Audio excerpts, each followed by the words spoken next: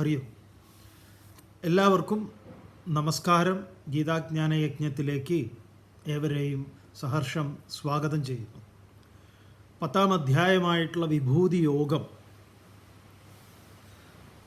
എൻ്റെ ഏതാം വിഭൂതിം യോഗം ച മമയോ വേത്തി തത്വതഃ സ്വാവികമ്പേന യോഗേന യുജ്യതേനോത്ര സംശയ. എൻ്റെ ഏതാം വിഭൂതിം യോഗം ച, എൻ്റെ വിശേഷപ്പെട്ട ഭാവങ്ങൾ ഭവിച്ചിട്ടുള്ളത്,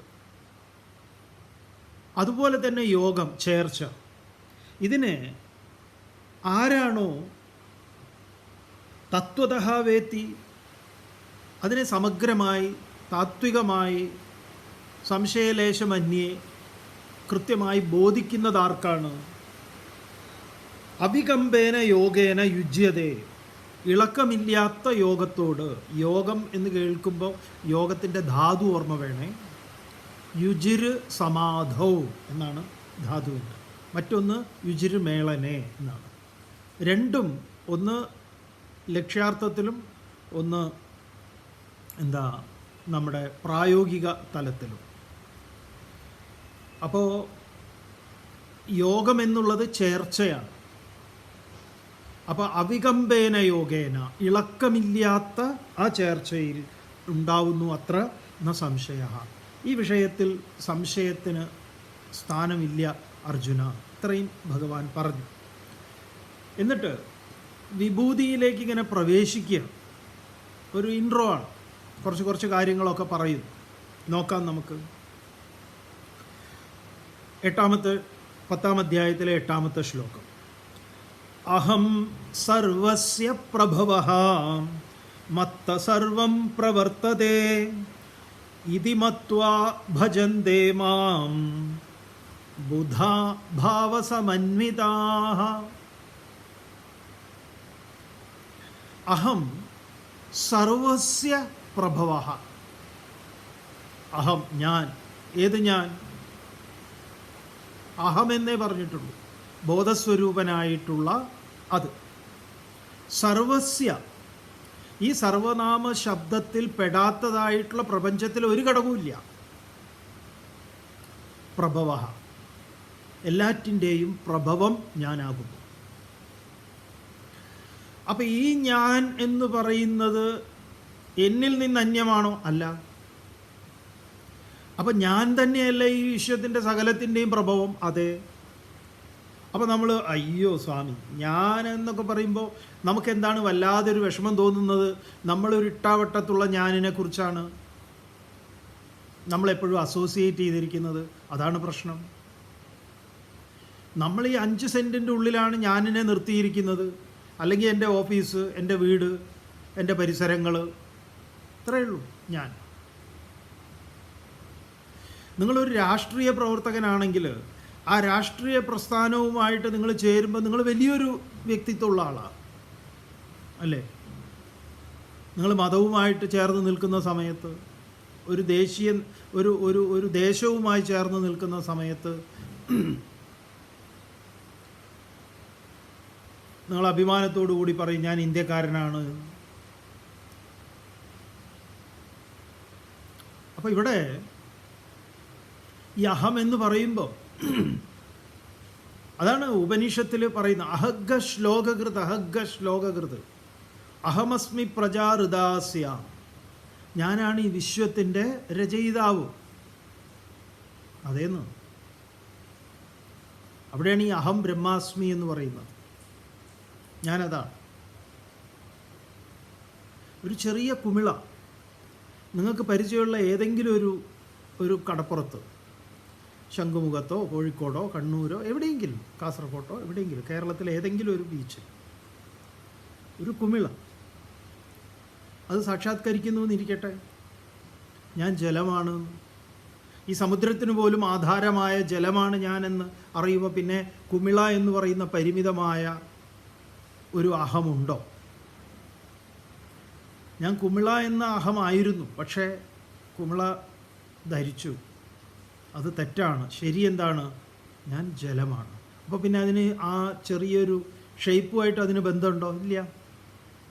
പിന്നെ അതിനാ ഇട്ടാവട്ടത്തുള്ള ബീച്ചുമായിട്ടാണോ അതിൻ്റെ ബന്ധം? അല്ല. ഇന്ത്യ ആയിട്ടാണോ അതിന് ബന്ധം? അറേബ്യൻ സമുദ്രം മാത്രമാണോ? അല്ല. ഈ ഭൂമിയെ മുഴുവൻ ആവരണം ചെയ്തിരിക്കുന്ന ജലവുമായിട്ട് അങ്ങനെ ആകാരമായി തീരുകയാണത്. അതാണത്. അപ്പോൾ അതറിയുന്നു, ഞാൻ തന്നെയാണിത്. അപ്പം അഹം സർവസ്യ പ്രഭവ, ഞാനിതിൻ്റെ എല്ലാറ്റിൻ്റെയും പ്രഭവമാണ്. അപ്പോൾ ഉപനിഷത്തിൻ്റെ ഭാഷയിൽ എങ്ങനെയാണത് വരിക? അപ്പോൾ ഈ ഉപനിഷത്തും ഗീത പോലുള്ള പുരാണങ്ങൾ, ഈ ഇതിഹാസങ്ങളും ഒക്കെ സംസാരിക്കുമ്പോൾ അതിൻ്റെ ഒരു ഭാഷയുണ്ട്. ഇപ്പോൾ വേദത്തിൽ പറയുകയാണ്, എന്താ പറയുന്നത്? ഏതസ്മാദാത്മന ആകാശ സംഭൂത, ആകാശാദ് വായു, വായോരഗ്നി, അഗ്നേരാപ, അദ്ഭ്യ പൃഥിവി, പൃഥിവ്യോരോഷധയ, ഓഷധീഭ്യോ അന്നം, അന്നാത് പുരുഷ. വേദത്തിൻ്റെ സൃഷ്ടി പറയുന്ന സമയത്ത് പറയുന്നത്. അതിൽ നിന്ന് ആത്മാവിൽ നിന്ന് ആകാശം സംഭവിച്ചു, ആകാശത്തിൽ നിന്ന് വായു സംഭവിച്ചു, വായുവിൽ നിന്ന് അഗ്നി, അഗ്നിയിൽ നിന്ന് ജലം, ജലത്തിൽ നിന്ന് ഭൂമി, ഭൂമിയിൽ നിന്ന് വൃക്ഷലതാദികൾ, അതിലെ ഫലമൂലാദികൾ, പിന്നെ ജീവജാലങ്ങൾ. ഇതതിൻ്റെ ഒരു രീതിയാണ്. ഇവിടെ പറയുമ്പോഴോ സർവസ്യ പ്രഭവ. അപ്പോൾ അതിൻ്റെ തുടക്കം പറയുമ്പോൾ ആകാശത്തിനും വായുവിനും അഗ്നിക്കും ജലത്തിനും ഭൂമിക്കും, ഈ ഭൂമിയിലെ ഇളകുന്നതും ഇളകാത്തതും എല്ലാറ്റിൻ്റെയും പ്രഭവം ഞാനാണ്. നേരത്തെ പറഞ്ഞ അഹമാദി, ഞാനിതിൻ്റെയൊക്കെ ആദിയുമാണ്. അപ്പോൾ സർവസ്യ പ്രഭവ അഹമസ്മി, ഞാനാകുന്നു ഈ സർവത്തിൻ്റെയും പ്രഭവം. മത്തസർവം പ്രവർത്തതേ, എന്നിലാണ് ഇതെല്ലാം പ്രവർത്തിക്കുന്നത്, എന്നിലാണ് ഇതെല്ലാം പ്രവർത്തിക്കുന്നത്. ഇതി മത്വ മാം ബുധാഹ ഭാവസമന്വിതാഹ ഭജന്തേ. ഇതി മത്വ, ഇപ്രകാരം അറിഞ്ഞിട്ട്, ബുധാഹ ജ്ഞാനികൾ, ശ്രേഷ്ഠന്മാർ, മാം എന്നെ, ഭാവസമന്വിതാഹ ഭജന്തേ, അവർ ഭാവസമന്വിതന്മാരായി. ഭാവസമന്വിതന്മാരെന്ന് പറഞ്ഞു കഴിഞ്ഞാൽ ഈ പ്രപഞ്ച എല്ലാം തന്നെ അതിൻ്റെ വിസ്ഫൂർത്തിയാണ് എന്നറിഞ്ഞവരായിട്ട്. ഇതന്നെയാണ്, ഇതാണ് ഉപനിഷത്തിൽ പറയുന്നത്. അപ്പോൾ ഉപനിഷത്തിൽ പറഞ്ഞ ആ ഋഷി പറയുന്ന രീതിയും ഇവിടെ വ്യാസർ ഭഗവാൻ അർജുനനോട് പറഞ്ഞു കൊടുക്കുന്നതായിട്ടുള്ള രീതിയിൽ ചെറിയ ആ ഒരു ഫോർമാറ്റിൽ മാറ്റമുണ്ട് എന്നുള്ളതേ ഉള്ളൂ.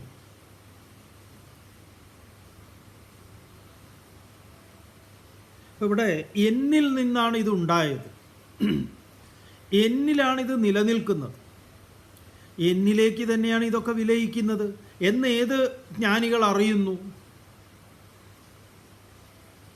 ഇതാണ് ഇവിടെ ഉപനിഷത്തിൽ എന്താ പറയുക? യഥോവാ ഇമാനി ഭൂതാനി ജായന്തേ, എവിടെ നിന്നാണ് ഈ ഭൂതങ്ങളെല്ലാം, പ്രപഞ്ച ഘടകങ്ങളെല്ലാം ആവിർഭൂതമായത്? ഏന ജാതാനി ജീവന്തി, എവിടെയാണ് ഇതെല്ലാം നിലനിൽക്കുന്നത്? യത് പ്രയന്തി അഭിസംവിശന്തി, ഏതൊന്നിലേക്കാണ് ഇതെല്ലാം വിലയിക്കുന്നത്? തദ് ബ്രഹ്മേതി വിജിജ്ഞാസസ്വ, അതിനെ ബ്രഹ്മം എന്നറിഞ്ഞാലും. അപ്പോൾ ഇവിടെ ഭഗവാൻ ബ്രഹ്മം എന്ന ശബ്ദമാണോ ഉപയോഗിക്കുന്നത്? അല്ല. പിന്നെ എന്ത് ശബ്ദമാണ്? അഹം. ആ ശബ്ദം ഈ ബ്രഹ്മം എന്ന് പറയുമ്പോൾ നമുക്ക് നമ്മളിൽ നിന്ന് അന്യമായ ഒന്നായിട്ടാണ് കരുതുക. ഈ അഹം ബ്രഹ്മാസ്മിയിലേക്ക് എത്തുമ്പോഴാണ് അഹവും ബ്രഹ്മവും രണ്ടല്ല എന്നറിയുന്നത്. അപ്പം അവരാരാണ്? ഭാവസമന്വിതന്മാരാണ്. അവരെപ്പോഴും അതിനെയാണ് കാണുന്നത്. രാമകൃഷ്ണദേവനെ പോലെ. രാമകൃഷ്ണദേവനാവണമെന്നൊന്നുമില്ല. ഇത് ഉറച്ചു കഴിഞ്ഞാൽ നമുക്കത് കാണാൻ സാധിക്കും. ഇത് തന്നെയാണ് രാമകൃഷ്ണദേവൻ. പിന്നെ എന്ത് കാഴ്ച കാണുമ്പോഴും എപ്പോഴും ഇതിനോട് ചേർത്തുകൊണ്ട് ഇങ്ങനെ പറയും. ഇപ്പോൾ രാമകൃഷ്ണദേവൻ ഭാവസമന്വിതനാവുന്നതിന് ഭാവസമാധി എന്ന് പറയും. ഒരു ചെറിയ നീരുറവ പോയിട്ട് വേറൊരു നദിയിലേക്കോ വേറൊരു ചെറിയ ഒരു ഒഴുക്കിലേക്ക് അത് ചേരുന്നത് കണ്ടാൽ മതി, രാമകൃഷ്ണദേവൻ അത് കണ്ടാൽ മതി, സമാധിസ്ഥനാവും. കാരണം അപ്പോൾ വരുന്നത് മൂപ്പർക്ക് ഇതാണ്. ഞാൻ രാമകൃഷ്ണദേവനെ താങ്ങാൻ എപ്പോഴും ആളുകൾ ഉണ്ടാവും കൂടെ. സർക്കസ് കാണാൻ പോയ കോമഡി ഉണ്ട്. അപ്പോൾ ഈ സർക്കസിൽ ഇങ്ങനെ ഈ കുതിരപ്പുറത്ത് കയറാൻ വേണ്ടി ആ ആളിങ്ങനെ ഒരു കാല് കുതിരയുടെ അതിൽ വെച്ചിട്ടുണ്ട്, ഒരു കാല് താഴെയാണ്, ഗ്രൗണ്ടിലാണ്, ഇവരിങ്ങനെ ഓടുകയാണ് അങ്ങനെ. അതിങ്ങനെ അദ്ദേഹം അതിലേക്ക് കയറാനുള്ള തൊട്ട് മുമ്പുള്ള ഒരു ഏർപ്പാടാണ്. അപ്പോൾ ഇത് കണ്ട് അയാൾ കുതിരയിലേക്ക് ഇങ്ങനെ കയറുമ്പോഴേക്കും രാമകൃഷ്ണദേവൻ വീടും. പിന്നെയാണ് അതിനെക്കുറിച്ച് പറയുന്നത്. ഞാൻ അതുപോലെ എന്ന് പറയും. പിന്നെ ഈ ഉദാഹരണങ്ങളൊക്കെ പറയുമ്പോൾ അങ്ങനെ പറയും. അപ്പോൾ ആ ഐക്യമാണ്, ജീവാത്മ പരമാത്മ ഐക്യപ്പെടലാണ്. രാമകൃഷ്ണദേവൻ ഉടനെ അതാണ് ഉണ്ടാവുക. വചനാമൃതത്തിൽ നിങ്ങൾക്ക് കാണാം അനവധി തരം ചെറിയ ചെറിയ ഓരോരോ കാര്യങ്ങളെ കാണുന്ന സമയത്ത് അവർ അതുപോലെ തിരുത്തും, അല്ലെങ്കിൽ അതിലേക്ക് അത് കൂടെയുള്ളവർക്ക് അതിനെ ബോധിപ്പിക്കും. ചെറിയ ചെറിയ ഇത് മതിയേ. ചിലർക്ക് ഇതുപോലെ ഉപദേശങ്ങളും അങ്ങനെയായിരിക്കും, ചെറിയ ഉപദേശങ്ങളായിരിക്കും. ഒരിക്കൽ നാരായണ ഗുരുദേവൻ്റെ ഒരു ചെറിയ ഉപദേശമുണ്ട്. ഒരാളെ മൊത്തത്തിൽ മാറ്റിമറിച്ച്, വലിയ ധനികനാണ്. അപ്പോൾ അയാളുടെ വീട്ടിലേക്ക് ശ്രീനാരായണ ഗുരുദേവനെ വിളിച്ചു ഭക്ഷണം കഴിക്കാനും. ഒരു അങ്ങയുടെ സന്ദർശനം എനിക്ക് അനുഗ്രഹമാണ്, കുടുംബത്തിനൊക്കെ അനുഗ്രഹമാണെന്നൊക്കെ പറഞ്ഞു വിളിച്ചു കൊണ്ടുപോയി. അപ്പോൾ ഗുരുദേവന് അറിയാം ഇദ്ദേഹത്തിൻ്റെ ചെറിയൊരു സ്വഭാവമൊക്കെ അറിയാം. അപ്പോൾ ഇവരങ്ങനെ നടന്ന് ഈ ഉദ്യാനത്തിലൂടെ ഇങ്ങനെ നടക്കുക. അപ്പോൾ അവിടെ ചെറിയ താമരക്കുളം പോലെ ഒരു തടാകം ആർട്ടിഫിഷ്യലായിട്ട് ഉണ്ടാക്കിയിട്ടു. അപ്പം അതിൽ ഈ അരയന്നങ്ങളിങ്ങനെ നീന്തി കളിക്കുന്നു. അപ്പോൾ ഗുരുദേവൻ അവിടെ നിന്നിങ്ങനെ അതിനെ നോക്കി. ജീവകാരുണ്യത്തിൻ്റെ പ്രഭുവാണല്ലോ. എന്നിട്ട് ഇയാളോട് ചോദിച്ചു, അതേതാണ് ആ പക്ഷിയെന്ന്. അപ്പോൾ ഇദ്ദേഹം പറഞ്ഞു, അത് അരയന്നമാണെന്ന് പറഞ്ഞു. ചോറും കൂടെ ചേർന്നാൽ മുഴുവൻ അന്നമായി അല്ലേ എന്ന്. അവർക്കത് വല്ലാതെ കൊണ്ടു. അതിനെ ശാപ്പിടുന്ന ആളാണ്. അപ്പോൾ അര അന്നമാണ്, ചോറും കൂടി ആയാൽ അത് മുഴുവായി. അയാൾ ആ ഒരു ഇതിൽ അയാൾ തീരുമാനിച്ചു എന്നാണ്. പിന്നെ ഗുരുദേവൻ ഈ പറഞ്ഞ ജീവജാലങ്ങളോട് നമുക്കുണ്ടായിരിക്കേണ്ടുന്ന അനുകമ്പയെക്കുറിച്ചൊക്കെ പറയുമല്ലോ. അവൻ എത്രയോ പേര് തിരുത്തുന്നുണ്ട്, തിരുത്തപ്പെടുന്നുണ്ട്. അപ്പോഴാണ് അവർ ഗാഢമായിട്ട് അതിനെക്കുറിച്ച് ആലോചിക്കുന്നത്.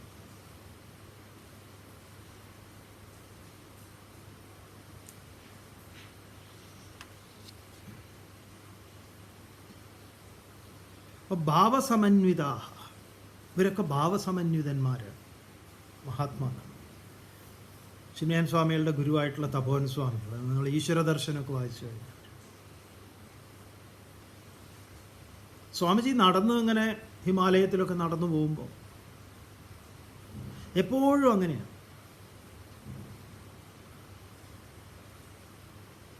എന്ത് കാഴ്ചകൾ കണ്ടാലും എല്ലാ അനുഭവങ്ങളും സറണ്ടർ ചെയ്തുകൊണ്ടാണ്.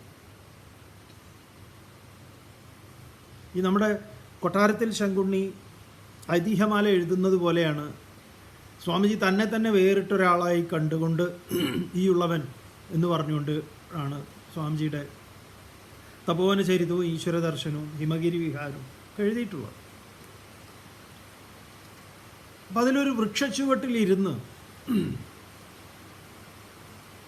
കുറേ നേരം ആ തണലിനെ അനുഭവിച്ച്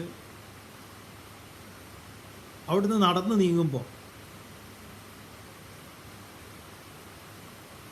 യോ ദേവോ ഛായാരൂപേണ സംസ്ഥിത നമസ്തസ്യൈ നമസ്തസ്യൈ നമസ്തസ്യൈ നമോ നമഃ.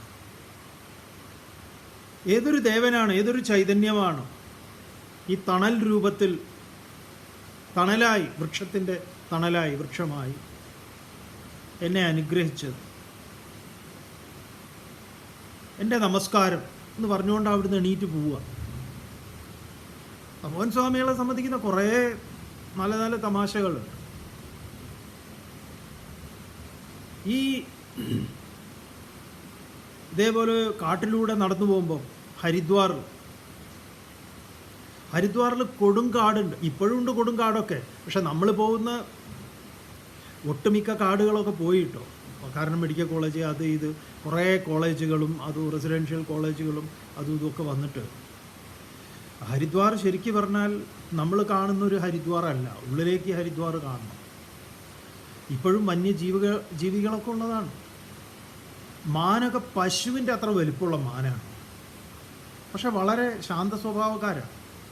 ഒരിക്കൽ നമ്മൾ അതിൻ്റെ മുന്നിൽ പെട്ടുപോയിട്ടുണ്ട്, 1-2 മുന്നിൽ. അതിപ്പോഴും ഉണ്ട്. ഋഷികേശിലും ഹരിദ്വാറിലുമൊക്കെ നമ്മൾ ഉൾക്കാട്ടിലേക്ക് പോവുകയാണെങ്കിൽ അവരെ കാണാം. അതിനെ ശാപ്പിടാനുള്ളവന്മാരും ഉണ്ടാവും. അപ്പോൾ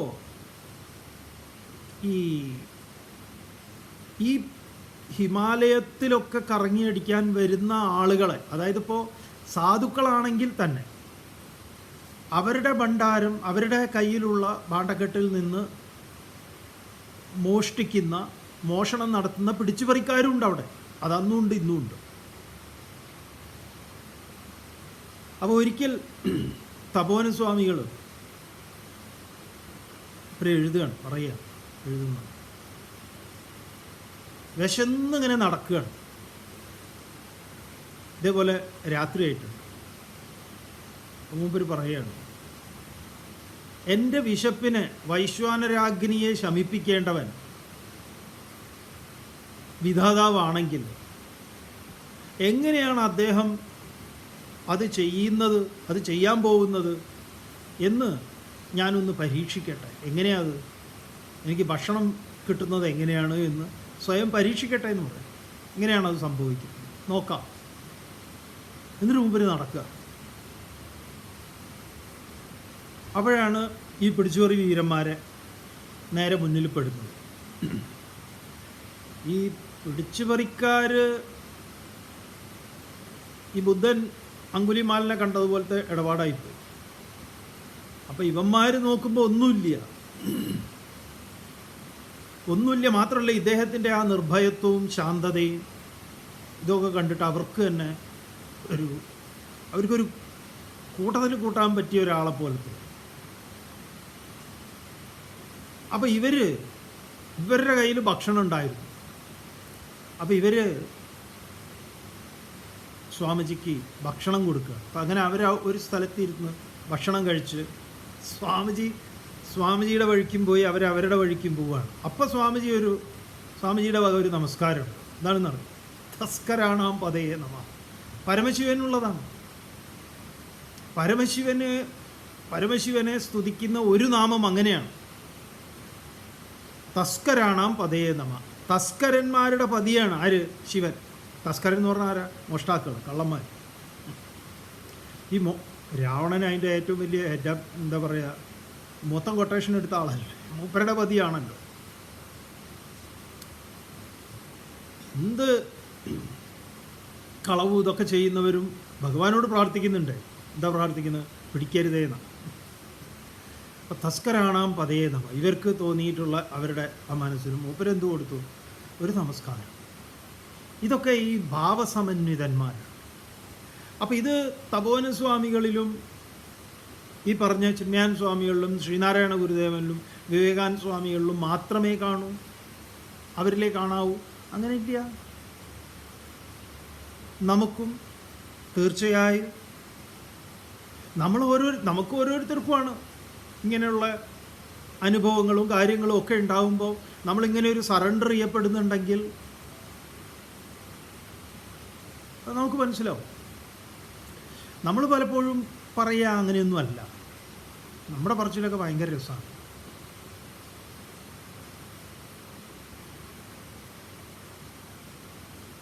ഞാൻ ട്രെയിൻ വന്ന് അങ്ങനെ ഓടി കയറുകയാണ്. കയറുമ്പോഴാണ് എൻ്റെ ഒരു ചെരുപ്പ് പ്ലാറ്റ്ഫോമിൽ ഒരെണ്ണം എൻ്റെ കാലിലുള്ളത്. എന്തായാലും ഞാൻ ചാടി അങ്ങോട്ട് കയറി. പുതിയ ചെരുപ്പുമായിരുന്നു. അപ്പോഴാണ് ആ ചെരുപ്പ് എടുത്തിട്ട് ഒരാൾ ഒറ്റയേറ് ഇങ്ങനെ ഇതിൻ്റെ ഉള്ളിലേക്ക് തന്നെ നിർത്തി. ആ ജനലിൻ്റെ ഉള്ളിൽ കൂടെ കൃത്യമായിട്ട് എൻ്റെ സീറ്റിൽ വന്ന് വീണു. ഗുരുവായൂരപ്പൻ്റെ അനുഗ്രഹം കൊണ്ട്. നോക്കണേ, ഇങ്ങനെയൊക്കെയാണ് നമ്മൾ ഗുരുവായൂരപ്പനെ പറഞ്ഞു കളയുക. എന്തായാലും ഇരിക്കട്ടെ. നഷ്ടപ്പെടുമ്പോൾ നമ്മളിങ്ങനെ പറയാറുണ്ടോ, നമ്മുടെ നഷ്ടങ്ങളിൽ ഈശ്വരാനുഗ്രഹം കൊണ്ട് അങ്ങനെ ഉണ്ടായിരുന്നു? ഇല്ല. ചിന്മയാൻ സ്വാമികൾ പറയും, ചോദിക്കും, ഭഗവാന്റെ അനുഗ്രഹം കൊണ്ട് എനിക്ക് ക്യാൻസർ ആണെന്ന് ആരെങ്കിലും പറയാറുണ്ടോ? ഗുരുവായൂരപ്പൻ്റെ അനുഗ്രഹം കൊണ്ട് എൻ്റെ കിഡ്നി ഒരെണ്ണം പോയി, ഇനി ഒരെണ്ണം ഉണ്ട്. അത് മൂപ്പര് എന്താ തീരുമാനിക്കുന്നത് അതിനനുസരിച്ചിരിക്കുക. ഒരെണ്ണം മൂപ്പര് തീരുമാനിച്ചു വേണ്ട. മറ്റേത് നമ്മൾ പരാതിയാണല്ലോ, ഞാൻ എന്ത് ചെയ്തിട്ടാ ഇങ്ങനെ എന്നല്ലേ. അങ്ങനെയല്ല. ഭാവസമന്വിതന്മാർ, ഈ ഭാവസമന്വിതന്മാർ എങ്ങനെയാണ് അവർ ഭാവസമന്വിതന്മാരായിട്ടിരിക്കുന്നത്? എന്താണ് അവരുടെ തലം, മാനസികാവസ്ഥ എന്താണ്? 9ാമത്തെ ശ്ലോകത്തിൽ പറയും, മച്ചിത്ത മഗ്ഗത പ്രാണാഃ ബോധയന്തഃ പരസ്പരം കഥയന്തശ്ച മാം നിത്യം തുഷ്യന്തി ച രമന്തി ച. മച്ചിത്ത മഗ്ഗത പ്രാണാഃ. നമുക്ക് ഈ ശ്ലോകം എപ്പം മനസ്സിലേക്ക് വരുന്നോ അപ്പം വരുന്ന ഒരാളാണ് നമ്മുടെ ജഗതിച്ചേട്ടൻ. അടുപ്പുള്ളവർ അമ്പിളി എന്ന് പറയും, ജഗദീഷ് ശ്രീകുമാർ.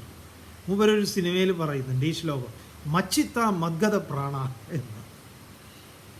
ഈ ജഗതി ഗീതയിലെ ഒരുപാട് ശ്ലോകങ്ങളൊക്കെ ഗീതയിൽ നിന്നും ഉപനിഷത്തിൽ നിന്നുമൊക്കെ മൂപ്പര് കോമഡിയായിട്ട് ഒരുപാട് അവതരിപ്പിക്കാറുണ്ട്. ഒരുപാട്.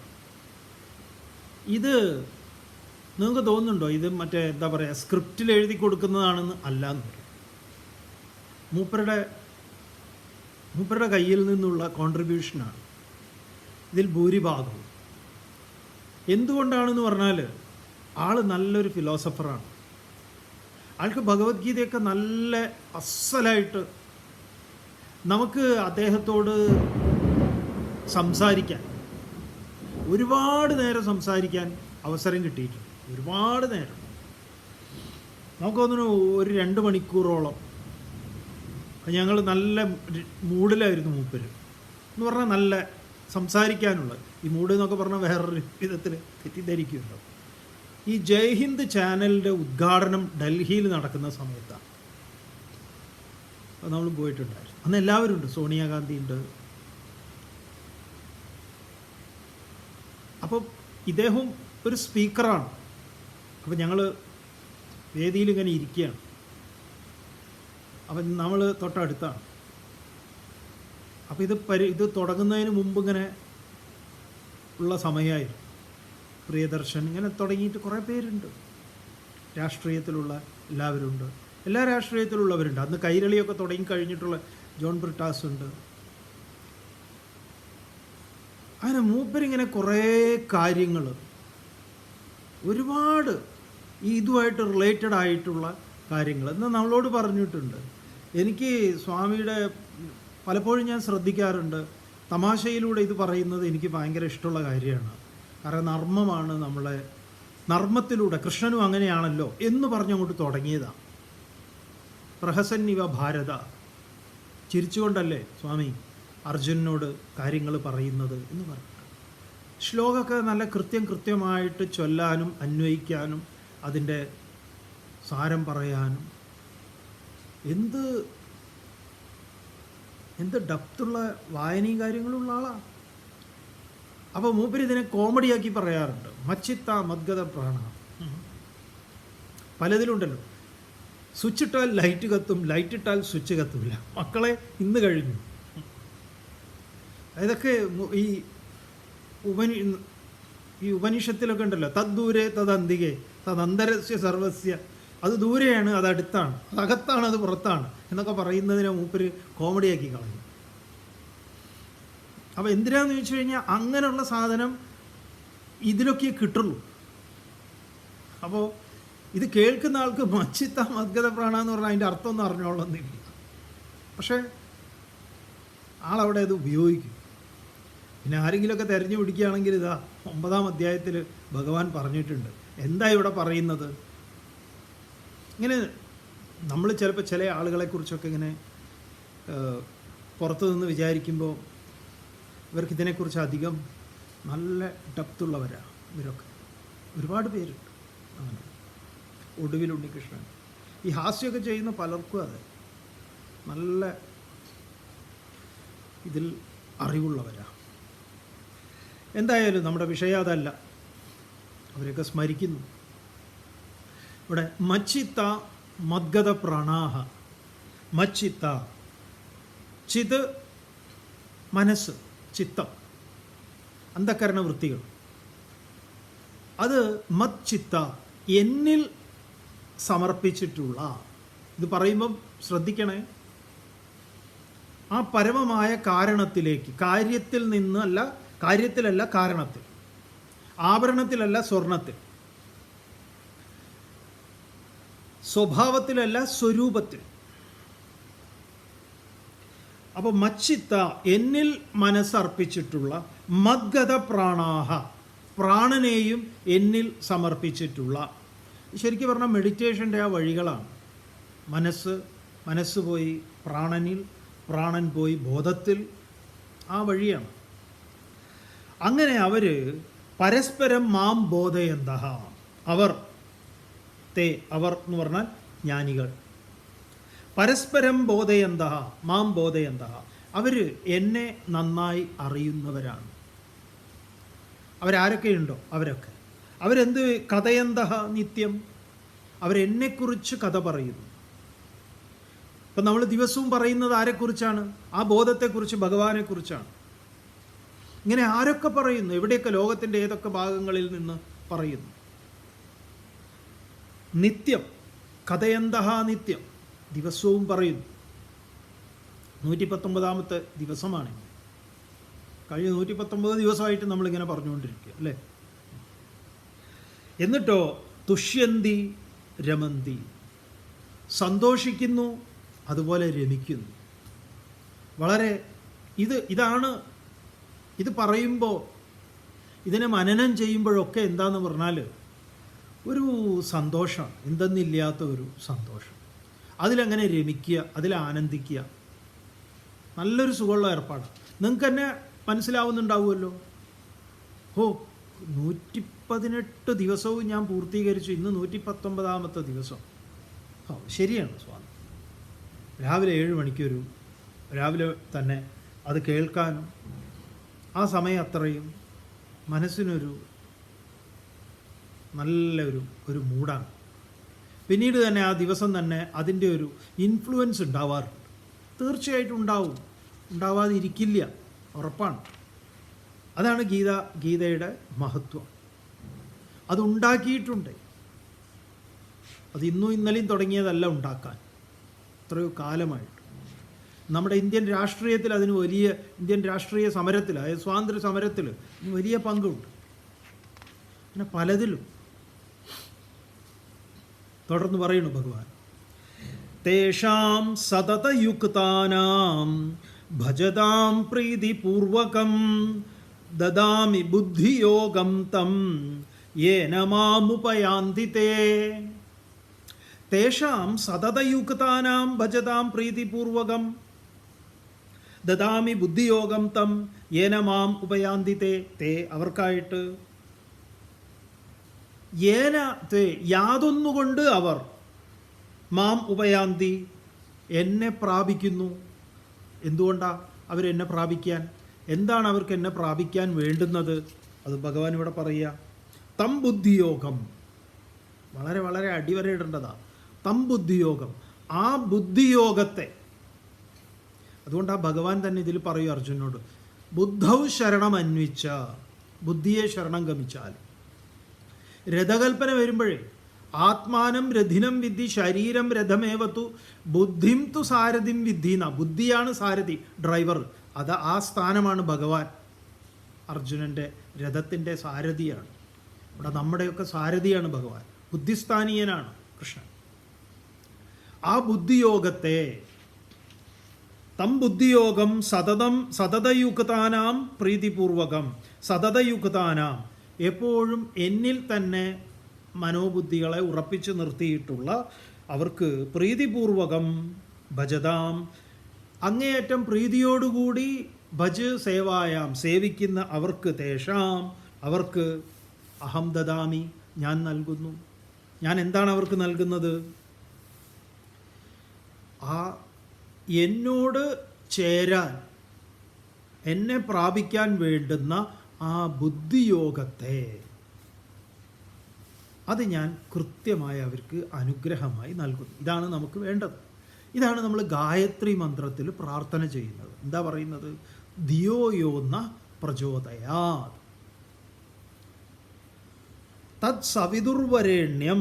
തത് ഏതൊന്നാണോ സവിതുഹു വരേണ്യം, സവിതാവിൽ വരേണ്യമായി, വരേണ്യം എന്ന് പറഞ്ഞാൽ ഭജനീയം, ശ്രേഷ്ഠമായി ഭജിക്കാൻ യോഗ്യമായത്.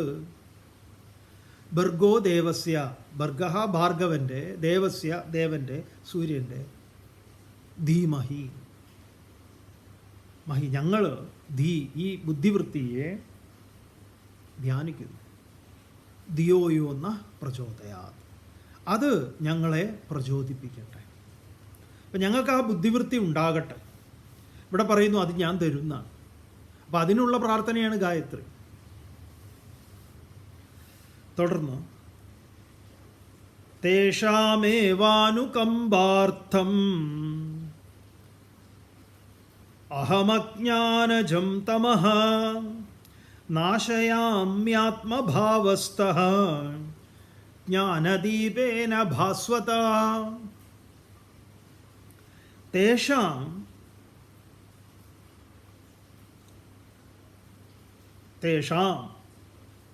അവർക്ക്, അനുകമ്പാർത്ഥം ഏവ, തേഷാം ഏവ അനുകമ്പാർത്ഥം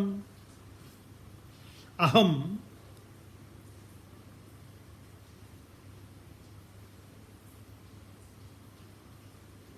അജ്ഞാനജം തമ നാശയാമി. അപ്പോൾ അഹം ഞാൻ, ആരായി ഞാൻ? പ്രപഞ്ചത്തിൻ്റെ പരമ കാരണമായിട്ടുള്ള ആ സത്യം. അത് നമ്മളോട് സംസാരിക്കുന്നു, അങ്ങനെ കരുതിയാൽ മതി. അത് നമ്മുടെ ഉള്ളിലുണ്ട്, അവൻ നമ്മളോട് സംസാരിക്കും. ആത്മഭാവസ്ഥഃ അനുകമ്പാർത്ഥം ഏവ, അതെങ്ങനെയാണ്? അതിൻ്റെ ഇരിപ്പ് എങ്ങനെയാണെന്ന് പറയുക. ആത്മഭാവസ്ഥഃ, ആത്മഭാവത്തിലിരിക്കുന്നവനായിട്ട്. അനുകമ്പാർത്ഥമേവ, അനുകൂലമായിട്ടുള്ള ഭാവത്തോടു കൂടിയിരിക്കുന്ന, അങ്ങനെ ഏവ ഭാസ്വത, അങ്ങനെ അത് പ്രകാശിക്കുന്നു. എന്ത്? ജ്ഞാനദീപേന. നമ്മുടെ ഉള്ളിൽ നേരത്തെ ഭഗവാൻ പറഞ്ഞിട്ടുള്ള 4-ാം അധ്യായത്തിൽ എന്താണ്? നഹി ജ്ഞാനേന സദൃശം പവിത്രമിഹ വിദ്യതേ യദൈധാംസി സമിദ്ധോഗ്നി ഭസ്മസാത് കുരുതേ അർജുന ജ്ഞാനാഗ്നി സർവകർമാണി ഭസ്മസാത് കുരുതേ തഥാ. മുൻ അധ്യായത്തിൽ പറഞ്ഞതാ.